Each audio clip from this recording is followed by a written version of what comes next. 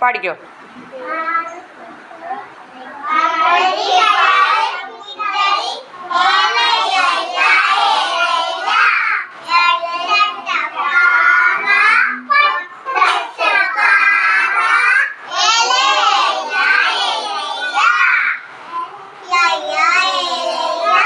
പാറ പൊട്ടിയിട്ട്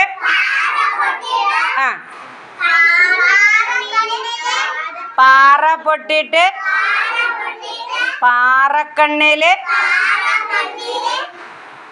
തണ്ണി കാണട്ടെ ഏലയ്യ. തണ്ണി കോരിയിട്ട്